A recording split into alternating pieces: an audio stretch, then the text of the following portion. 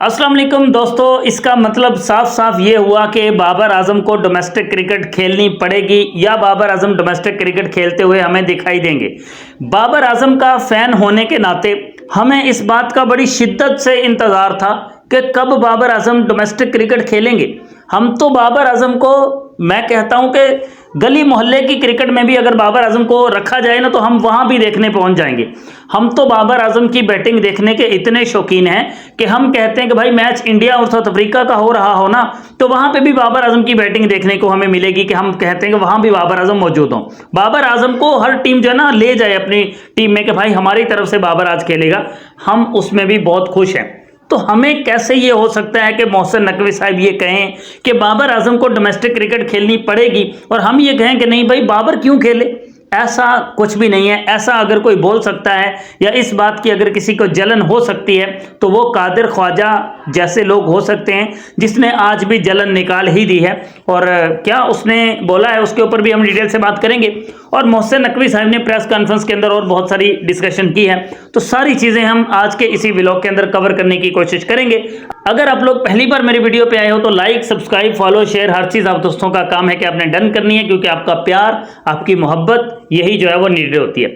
मोहसिन नकवी साहब से पहले आकिब जावेद ने भी एक प्रेस कॉन्फ्रेंस की जिसके अंदर उन्होंने कुछ मतलब ऐसी बातें की हैं कि जो मैं बताना ही नहीं चाहता हूँ। मतलब उसकी उस जो प्रेस कॉन्फ्रेंस थी उसके अंदर कोई ऐसी चीज़ ही नहीं कि जो बताई जाए। मतलब पाकिस्तान क्रिकेट की तरक्की की बजाय वो हमें दूसरे मुल्कों की मिसालें देना शुरू हो गए। वहाँ पे श्रीलंका क्वालिफाई नहीं कर पाया था, उसको क्वालिफाइंग राउंड खेलना पड़ा, और वेस्ट इंडीज़ को ये करना पड़ा। भाई अपनी टीम की तरफ देखो, दूसरों की तरफ अगर देखना है ना तो अपने से ऊपर की टीमों की तरफ देखो ना। इंडिया कहाँ पे है, ऑस्ट्रेलिया कहाँ पे है, मतलब उनकी तरफ नहीं देखना, अपने से वीक की तरफ देखना है कि भाई हमसे वो कमज़ोर टीमें हैं तो वो कहाँ पे हैं, उनको देख रहे हैं। तो इस तरह से कभी आगे बात बढ़ नहीं सकती है। शाहीन शाह अफरीदी कहते थे कि हमने स्पिनिंग ट्रैक इसलिए बनाया ताकि हम जो है वो जीत पाएं, हम अपनी कंडीशंस का फ़ायदा उठा पाएं। जबकि आज आकिब जावेद साहब की मंतक कुछ और है। वो कह रहे हैं कि भाई हमने इसलिए स्पिनिंग ट्रैक बना के ऑस्ट्रेलिया को ट्रैप करने की कोशिश की ताकि हम अपनी रैंकिंग को बेहतर कर सकें, हम क्वालिफिकेशन सिनेरियो के लिए मतलब जो है ना हमें कोई प्रॉब्लम ना हो। तो इस सोच के साथ हम क्रिकेट खेल रहे हैं, क्रिकेट चला रहे हैं।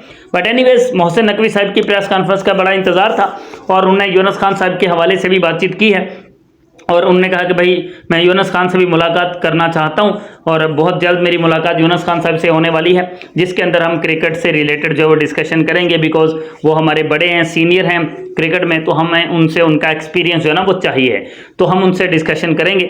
हो सकता है यूनुस खान साहब को जो है वो एक बड़ा ओहदा मिल जाए। बट नाम किसी का नहीं लिया मोहसिन नकवी ने, लेकिन उन्होंने सीधी सीधी बात की है कि भाई साहब डोमेस्टिक क्रिकेट जो है ना वो हर प्लेयर को लाजमी तौर पे खेलनी होगी अगर उसको सेंट्रल कॉन्ट्रैक्ट का हिस्सा बनना है। तो अगर वो सेंट्रल कॉन्ट्रैक्ट का हिस्सा कोई भी खिलाड़ी रहना चाहता है उसको डोमेस्टिक क्रिकेट खेलनी होगी। और यकीन करें, मैं दिल से कह रहा हूं, मैं बहुत खुश हुआ हूं इस बात से, मैं बहुत खुश हुआ हूं क्योंकि बाबर आजम डोमेस्टिक खेलेंगे, मजा आएगा यार देखने का। वो डोमेस्टिक क्रिकेट जिसके मैचेस हमने कभी देखे ही नहीं है, हम वो भी सर्च कर करके देखेंगे कहां पे दिखाए जा रहे हैं, किस चैनल के ऊपर हैं, कितने रन्स बना दिए बाबर आजम ने, कितने चौके मार दिए, वो भी तो रिकॉर्ड्स के अंदर आते हैं ना।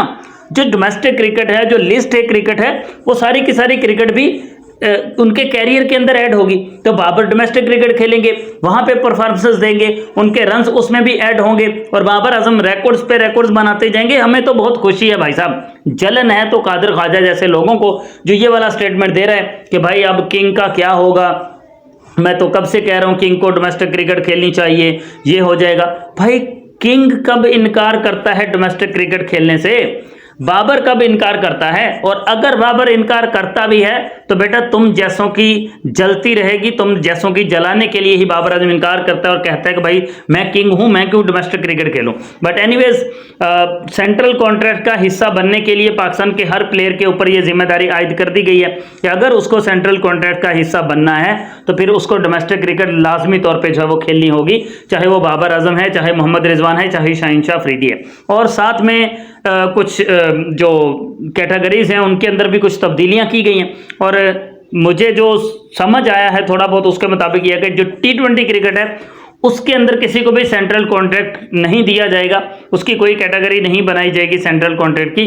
जबकि ओडीआई और टेस्ट क्रिकेट के अंदर जो 5 कैटेगरीज बनाई जाएंगी और उन 5 कैटेगरीज के अंदर प्लेयर्स को जो है वो रखा जाएगा कि कौन कौन किस कैटेगरी के अंदर है। तो ये हैं कुछ पाकिस्तान क्रिकेट से रिलेटेड अपडेट्स, और मजीद इसके ऊपर अपडेट्स आएंगी तो भाई साहब आप तक जरूर पहुंचाएंगे, क्योंकि हमें बड़ी खुशी हो रही है कि बाबर आजम डोमेस्टिक भी खेलेंगे अब और मजे आएंगे।